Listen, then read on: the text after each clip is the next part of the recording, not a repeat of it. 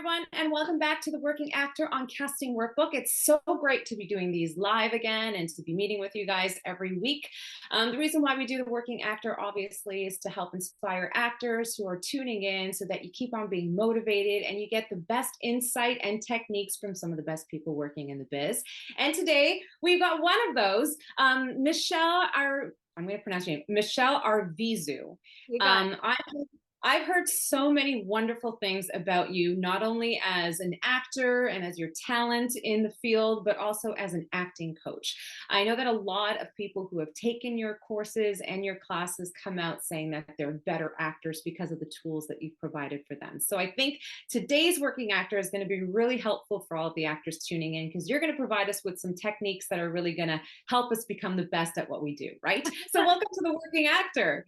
Thank you. It's so great to be here. Thank you. It's so great to have you here. Now, I'm just going to go through a little bit of your portfolio because I want everyone to know how fabulous you are. You're an actress, you're also an award-winning producer, and you have over 20 years experience in the film and TV industry. You've worked on CW series. You've also worked with Guillermo del Toro, who's an incredible filmmaker. Starred alongside Taye Diggs in Private Practice, as well as in Mad Men. You've done some CBC series, some CW series. And aside from that, you've also, I guess, gone on your own in creating your own production company where you're helping to build a bridge between having more female representation and BIPOC stories. And also you are an amazing acting coach with LB Acting Studio. So let's get down to it and start with where it all began when you wanted to be an actor. I want to go a little bit through your timeline, but I just want to know, at what point did you realize that you wanted to be an actor and you wanted to start this journey in your life? I think You laugh about it. it was that long ago. It was that long ago. I think my parents would tell you that I started talking, walking, singing, dancing all at the same time. I love So that. since I was a kid, and then, I mean, I had to follow, a more mainstream steps that were more acceptable, because the arts are not a real job, and we've all heard that. Yeah. So I went into design and I went into architecture school, but I never stopped acting. And then finally at some point my family sat me down and they were like, something's got to give, because between rehearsals and tours and shows and presentations and maquettes and field trips, you're wasting away, you're not sleeping, you're not eating. And I was like, well, don't give me the option. You know what's going to be. And they were like, yeah, maybe we're ready to hear it. And so I didn't finish architecture, but I kept on acting. And yeah, so forever. Forever. Okay, so you loved acting. Can you remember your first gig and where were you? Were you here in Canada? No, I started in theater in Mexico City. My first paid gig was Dorothy in The Wizard of Oz. That was not And my who first played? time on stage, but it was, yeah, it was Dorothy for 3 seasons in Mexico City. Yeah. That's Yeah. amazing. So you did it in Spanish? Yes. Yeah. Over the Rainbow in Spanish is just as pretty. Amazing. So what brought you to Canada?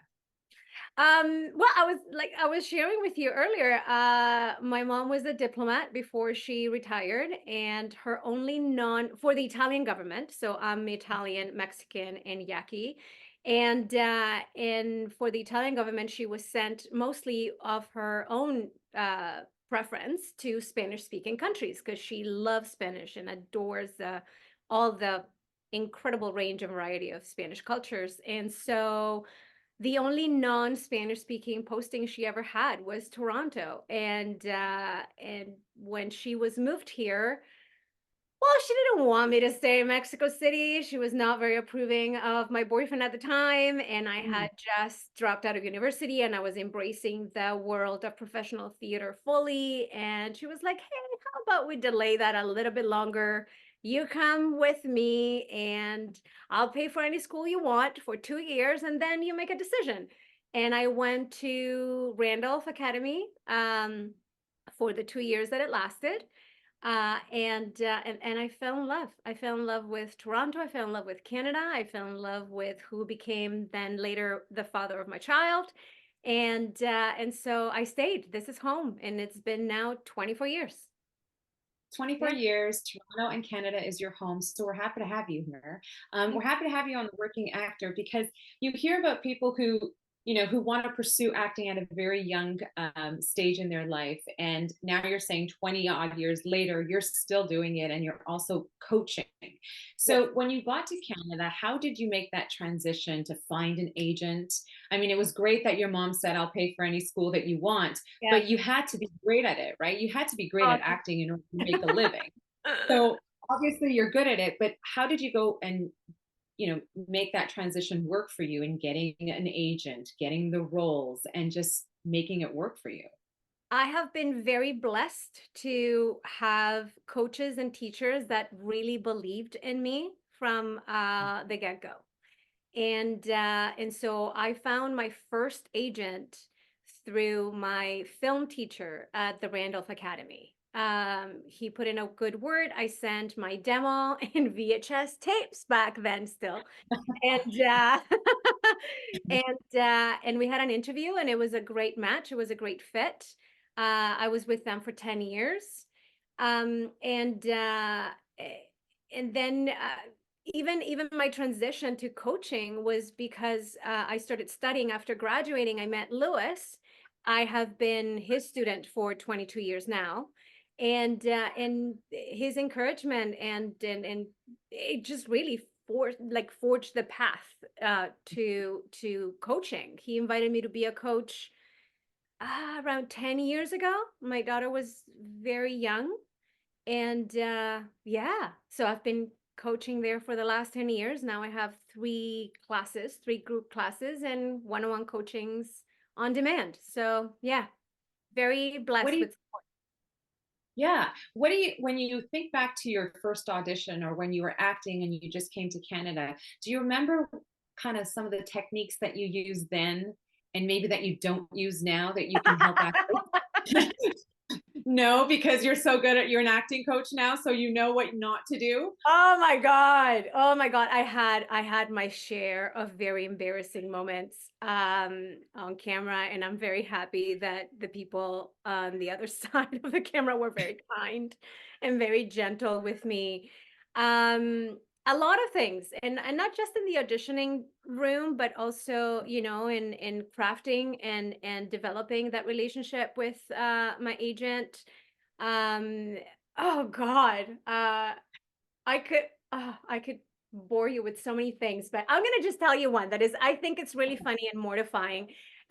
So I went into one of my very first commercial auditions, and it required the request was club wear. So, I was very cute with my tube top and my high heels and jeans, and I felt super glam.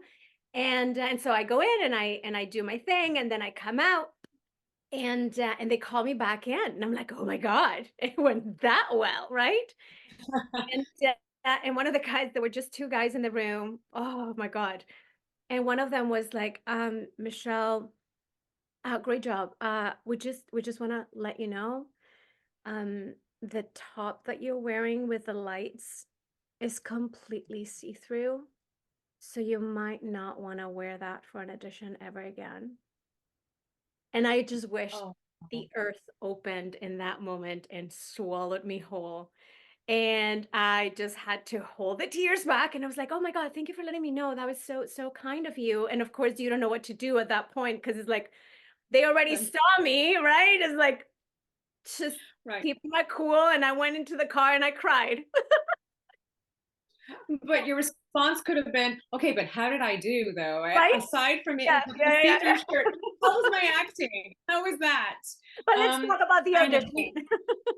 Right? It's about the audition. Um, If you're just tuning in, see that we've got a lot more participants. We are live with the Working Actor on Casting Workbook. Thanks for tuning in. I see so many people tuning in from Toronto, Vancouver, we've got Saskatchewan, Calgary. So thanks for making time to be a part of this conversation with Michelle Arvizu.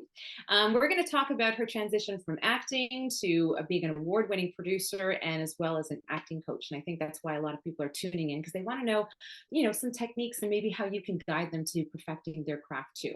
So tell me a little bit about, as you're acting, how you handled yourself on set, because I know, being an actor, you have to have a lot of responsibility that comes with it, and you got to portray yourself in a great way, right? So can you tell us a little bit about your time on set and how you went about handling yourself the right way?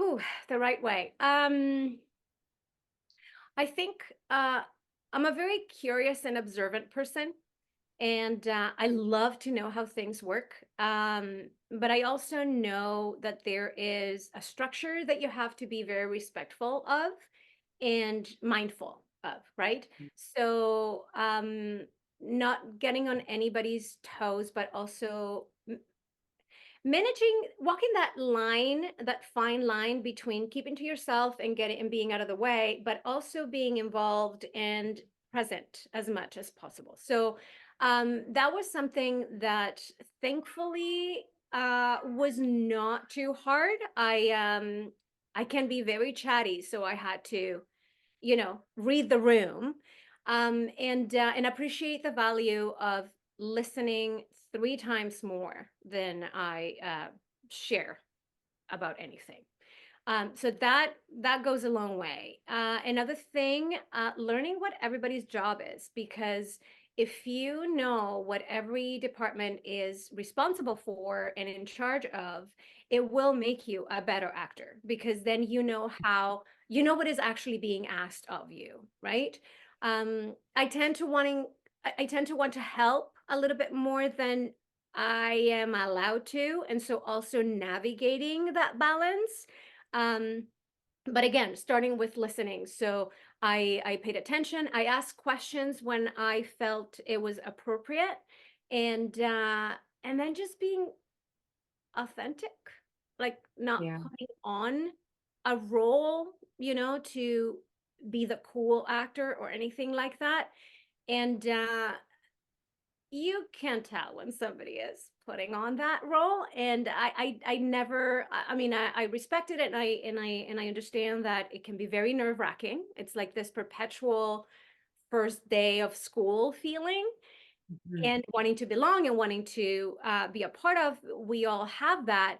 um at the same time, nobody likes someone that tries too hard, so I always tell my students, just listen, just pay attention and really listen, and you'll find that rhythm is like a dance.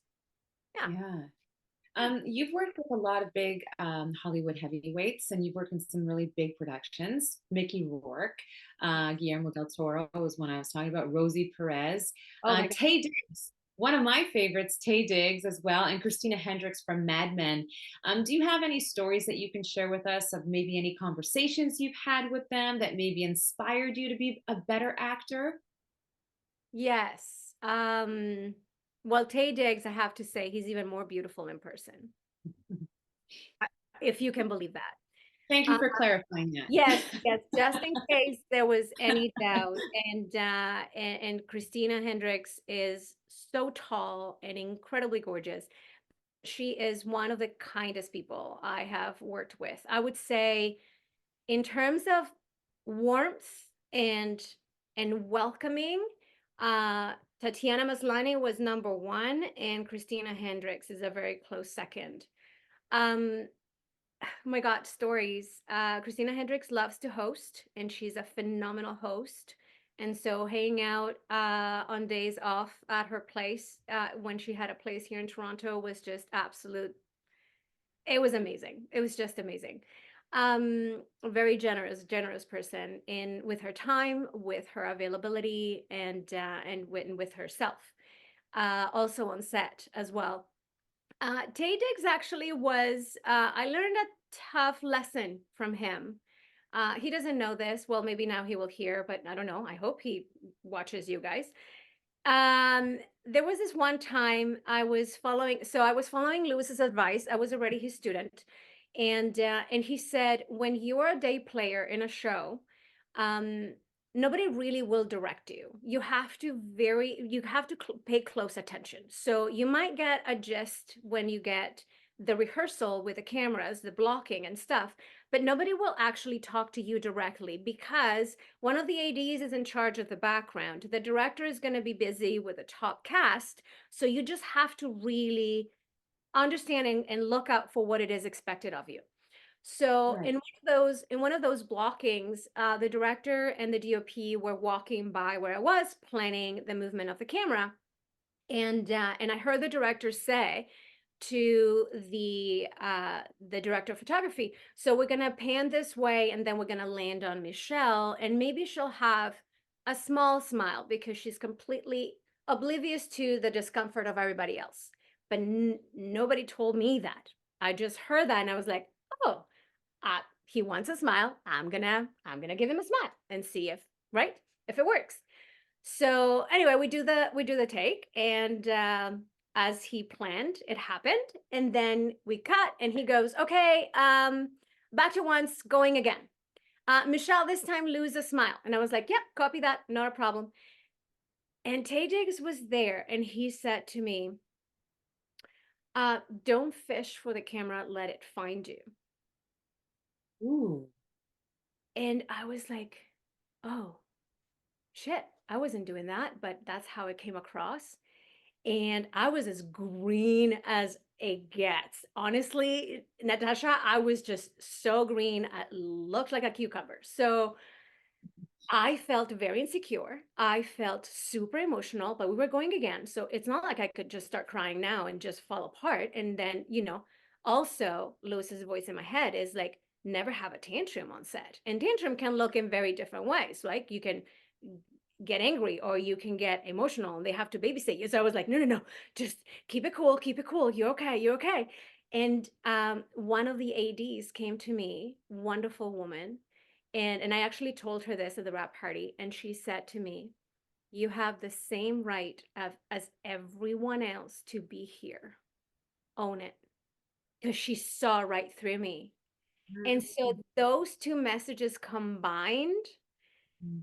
I think that was a before and after in my career, for sure. Absolutely. Absolutely. Wow, there's so much to unpack in that Oh, story right yes. there. Oh, yes.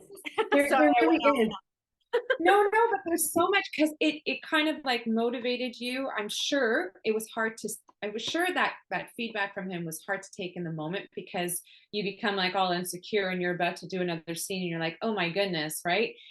But I think that can apply to anybody, right? Don't fish for it, just let it come to you. And I think that's a great mantra that everybody should live by. But on. also, no matter what role, big or small, you deserve to be there. Yeah, yeah. I love that. All right. I wish we had time for more stories, but we want to go into your acting and being a coach for actors. Mhm. What made you want to kind of just, I'm not saying put your acting aside because you're still acting today, but what made you want to dedicate time to helping other actors become as good as they can be? Honestly, uh, it sounds, it might sound weird, but it makes me a better actor. It's Oh. so sharing what has worked for me, and mind you, studying with Lewis and under Lewis has I followed pretty much all of his advice. And one of those things that he says from the very get-go is go to all the studios, find what works for you.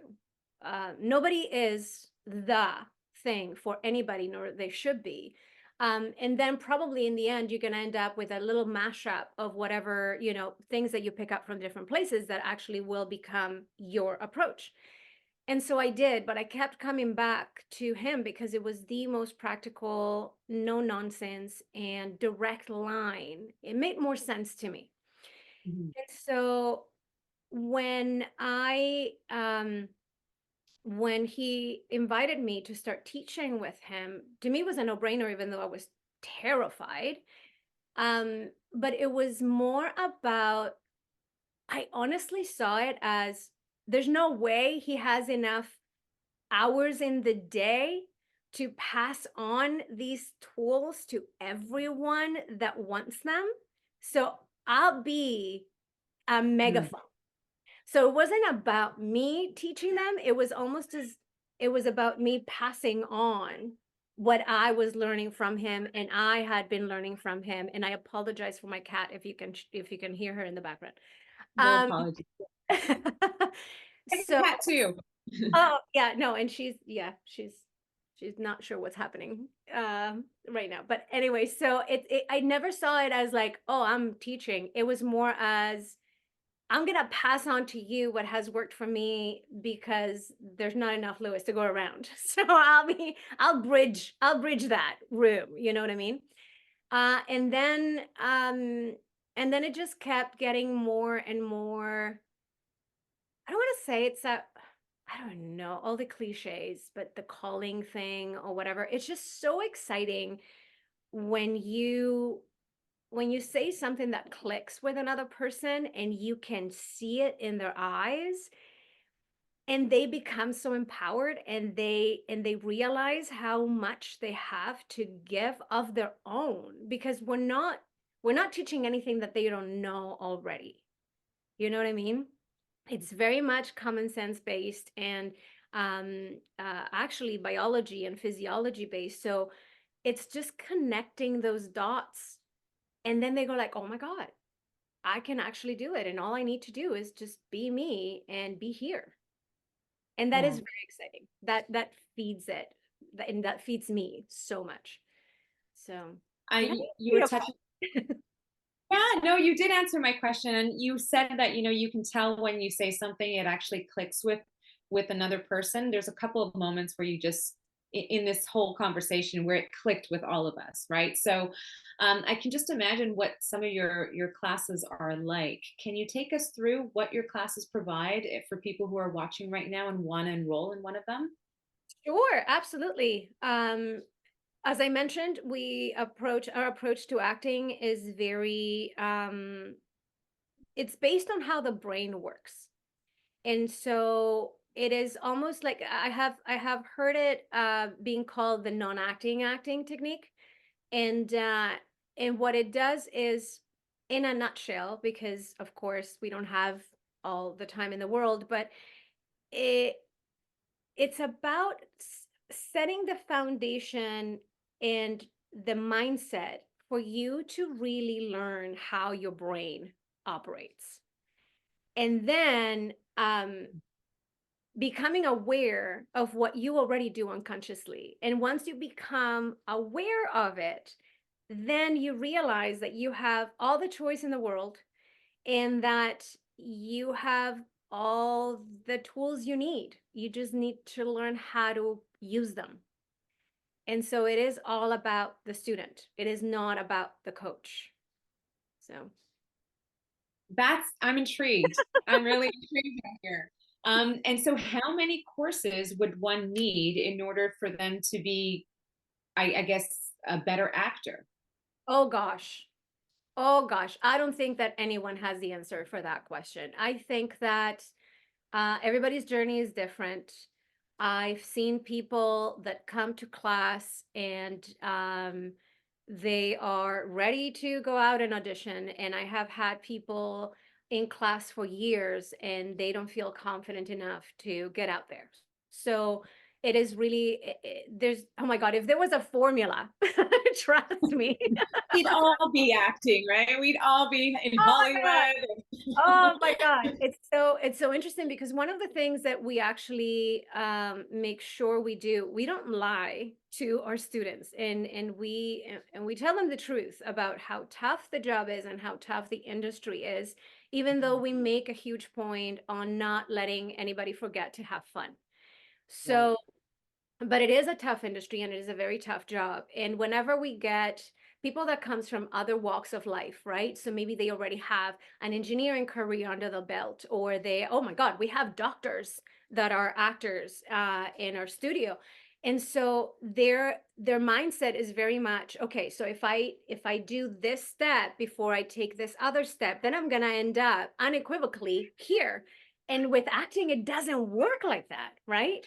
So also accepting that the amount of investment will not necessarily reflect the return, it's a tough aspect of any career in the arts to, be okay with.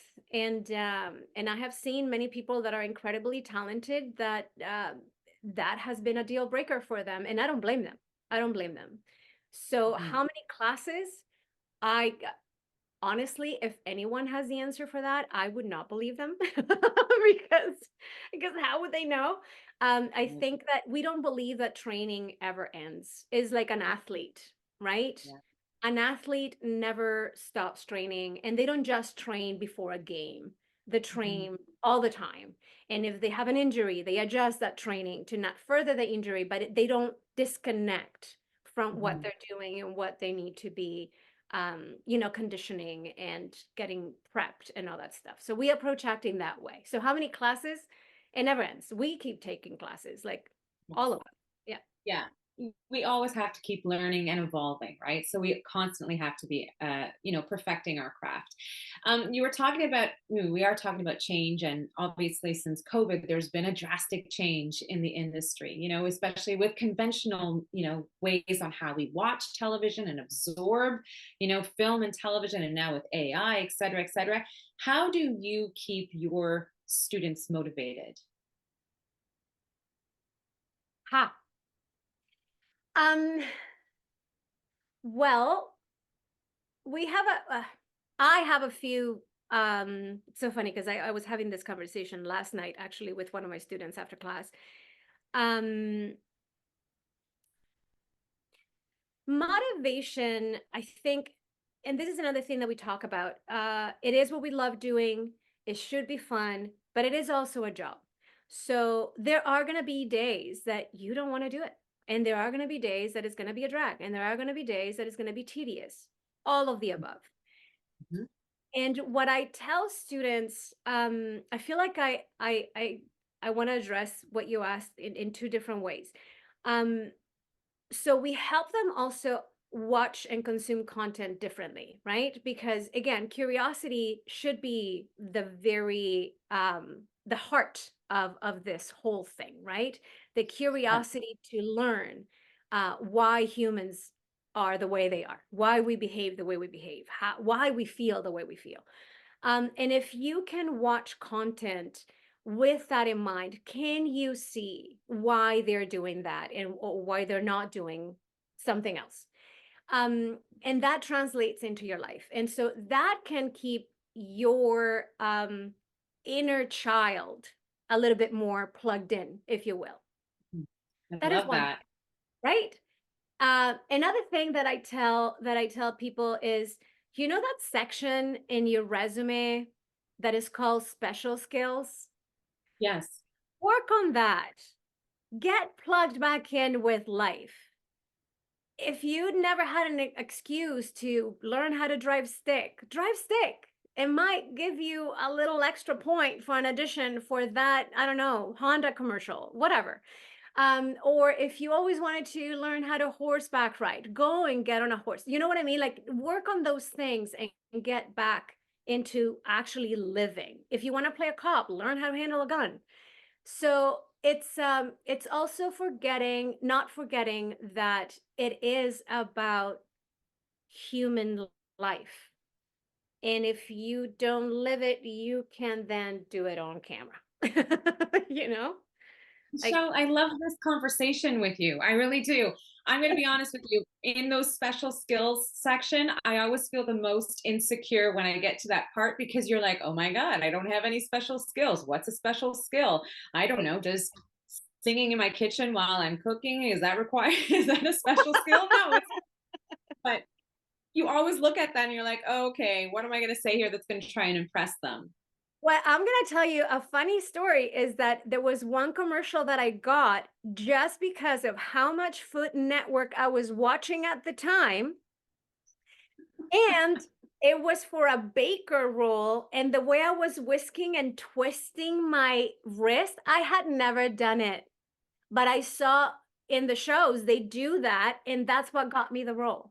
Like, Okay, honestly, it's like, then what? I'm gonna put then I'm putting singing in the kitchen while cooking as my special skill, just I, because I, you said that. I say you should. I say you should. I have knitting in mind because I'm really good and fast at it. Okay, let's get to some of the Q&As because we've got a lot of people who absolutely adore you. Some people have taken your courses, some people have taken your classes, and they think that you're the best. We've got a lot of people who are tuning in and have some questions. I came across somebody who wanted to ask you about voice acting. I can't find it right now, so let's go with Nathaniel Lee. Do you have people that have been auditioning for a couple of years but not booking come to get calibrated? Oh, what? The last part I didn't understand. Come to get calibrated. I'm not quite understanding what Oh, they that's. come to the studio to get calibrated, like to get to okay. Ooh, yeah, that has a couple of parts to that question. People that have been auditioning for 2 years and not gotten cast. Mm. That's me. I've been auditioning a lot, getting incredible feedback, and I have been cast in voiceovers, and thank you, and I'm so blessed and grateful for that. But I haven't been back on set since 2 Octobers ago. Um, so this is what I have to say to that. Um, again, training never ends. Right? So Right. we believe in training, and if you have the time and means, continue doing so because it's very important, especially because your confidence level will be higher. Whether or not you're doing anything noticeably different, you will be standing in that room on that mark in front of that camera differently if you're continually, prepare. So that is one thing. Another thing about not booking. Booking or not booking is not a commentary on the quality of your work. And this is something that I don't think enough actors remember. Um, Getting a job doesn't necessarily mean that you were the best at the job in the room. And Hmm. not getting the job definitely doesn't mean that you were the worst. So it is not about measuring yourself and the value of what you have to offer with the booking. If you're Mm. getting auditions, you're doing something right. You are in Mm. the 5% of actors that get an audition.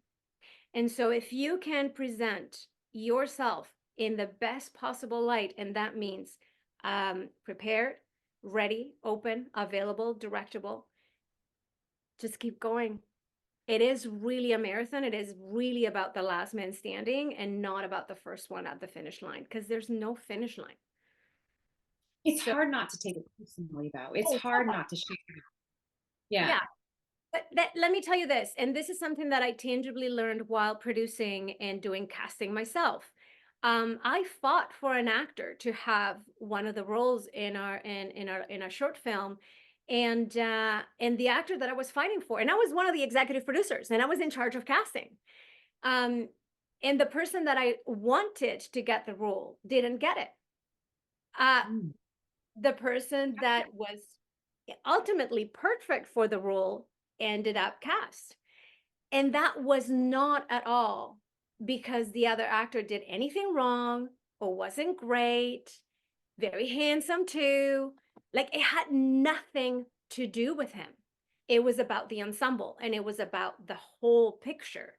So, Mhm. and this is something that I talked about with my agent a few years ago. I said, honestly, if actors knew that 85 to 90% of the time that they get booked, it has nothing to do with them. And 85 to 90% of the time they don't get booked, it has nothing to do with them. He was like, oh my God, all of our careers would be a lot more peaceful. Mhm. Yeah. And it's just a reminder and just have something or someone that reminds you of that. So Mhm. Good advice. I want to give you and everyone at LB Acting Studio a big shout out. This is coming from Jillian Robinson. She said, I've taken classes with LB instructors Daniel B and Daniel K, and both of them exude the same energy and dedication to each actor like Michelle is mapping out. So they're such a phenomenal studio. There you go. Applause. Woohoo. You. Um, The B is for Bamander and the K is for Carp. Daniel Bamander and Daniel Carp. Yeah, there are two of the coaches there. Yes. Yeah. I found the question coming in. Michelle, I am a fan of your work. Can Oh. you talk about how you got involved in voice acting and what the experience is like? Oh my God. My fairy godmother is Ubisoft for voice acting, so video games. Um, Honestly, when they started auditioning for video games, the way they auditioned for film, that is when I had the opportunity to be seen for it. And I was so incredibly lucky that the stars aligned that time. And I started working for that company, which I absolutely adore. Everyone involved in Ubisoft is just honestly Mm. golden people, such incredible humans. Um, it is so much fun. It is as much fun as you imagine it to be. Like I mean, video games also have the motion caption aspect to them. So but I have also done only voice for them in some of the games. I have done motion caption only for one of them, for Far Cry 6. And then it's like in the movies, right? You have that suit and all the little dots, and they draw dots on your face, and they capture all your expressions and your movements, and it is so much fun. And all the props are wood, so the gun was wood, the cell phone was wood. It's just so fun. And then there's only the only voiceover aspect, and it's like when you go in your pajamas to work and you're in this booth, and the first thing I do is make myself a tea and take my shoes off, and it's just like so chill, relaxed, and wonderful. I don't know. I can't honestly, I can't recommend enough to do voice work. It is just so much fun. It's amazing. You're talking about being in your pajamas every day. I think since COVID and people working remotely, we're always in our pajamas. I'm wearing my pajamas right now. No, I'm I was joking. gonna say, who cares what we're wearing at the bottom? Yes. We're going to take one more question because we're running out of time. Unfortunately, it's gone by really fast. But there are people who have a lot of questions for you. What are your tips? This is coming from Stephanie, Stephanie Toussaint. What are your tips for nailing auditions? I think you touched on that. And cold reads or script analysis. Ooh, well, script analysis is a whole class. um, okay. Nutshells. Best way to be prepared at an audition is, in my opinion, is to be super, super, super solid with your memorization. So when you get to the audition, you actually can play without worrying about what the words are. And Mm. and staying directable. So meaning you need to be open and flexible and not just so that they know that you are open and available to go in different, different ways with what you're presenting. That is one thing. Then was what was the other thing? We got cold reads. Cold reads. Okay, so I thought cold reads were a myth. I have only gotten one in my 22 years in the industry here. Uh, Honestly, and this goes hand in hand with text analysis or script analysis, I would say identify which key moments in a scene you have to look up, right? They don't expect you to be off book. They're going to give you a little time to read the material. And so focus on identifying which moments and which lines, either yours or your scene partner, are key for you to be looking up so the camera doesn't miss what's happening in your eyes. That's one thing. The other thing, take your time. Don't rush. Don't rush. And for script analysis, again, in a nutshell, because it's a whole class, really focus on what's on the page. Don't make shit up. Oh, I swore. Sorry. Okay. Don't worry about that. Okay. You can Don't. say whatever you want here. It's a safe space. Okay, good. It's yeah, it's don't make stuff up. Really pay attention to what you're getting from the script. And I know that there's a lot of traditional approach to acting and talks about, you know, the bio and the moment before and where I come from and what the relationship is. But I honestly believe, and I come from that schooling originally. I had to drop it and unlearn it and peel it off because it was just getting in the way from really what's happening right here, right now, and creating distance between me and the moment I had to have with my fellow human in the scene. Yeah. Amazing. This has been such a great webinar. If you want more of Michelle's insight, you're going to have to register for one of her acting courses. I mean, you really are. The acting coach at LB Acting Studios. I'm sure she can definitely help you. Anyone else tuning in? I think it's great. Are they done virtually, or are they done in person? We have both. The response that we had over during the lockdowns was so good, and we were able to reach so many people that are not in Toronto that we kept a lot of the classes are still online. So even if you're not here physically, you can still take them.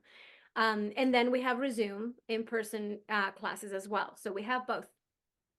I wish we could call you every time we have an audition and be like, Michelle, I need a pep talk before I go in. What should I do? What should I do? It's been so great. I guess my last question to you would be, what, because you've had such an amazing journey in this industry, what do you wish you knew when you started that you know now? Oof. Patience is the name of the game. Mm. Hmm. But there's also trust your gut. Um, because especially when we're new at it, um, and honestly, I wish that back then I had the amount of advice that Lewis himself is giving nowadays, because back then, well, it was a very different structure, right? Not that he didn't give amazing advice, but there were aspects of it that he would just not touch because of, you know, the politics of the industry and all that stuff. And now it's like, no, let's just tell everybody the truth, and let's guide everybody through every step of the way. So honestly, the blog on the website is such an incredible source of information and advice in and on itself, to get an agent, to get a new agent if you're thinking of switching. Like, honestly, what do I do to prepare for an audition? There is also that. And what is your attitude towards auditions? Because that is also huge. So another thing is trusting your gut, because when you are young, and by young I don't mean age, but I mean in new in the business, well, you have the awareness of being so new that you think that there's no possible way that you could know what's right for you. And you do. And you do at some level. So yeah, trust yourself and patience. Yeah. With that, that will end our webinar with Michelle Arvizu. This has been a really great conversation. And if you want to share this conversation with anyone and you think that anybody might benefit from it, this is going to be on our casting workbook website, so you can watch it over again, or you can contact Michelle. She's an acting coach, she's an award-winning producer, and obviously she's an actor herself, so she knows what she's talking about. Michelle, this has been such a great conversation. I wish we could go on for, yeah, no, I wish we could talk for much longer, but I guess we're just going to have to invite you back again. I would love that. Are you serious? Of course. Absolutely. Yes. Thanks so much for your time, and thanks for everybody who made time to tune into the Casting Workbooks, The Working Actor. We're back again in 2 weeks with another conversation, but until then, check out everything that Michelle has to offer at the LB Acting Studio and also on our website. Thanks a lot, and have a great day, Bye, guys. everybody. Thanks, Michelle. Bye. Bye.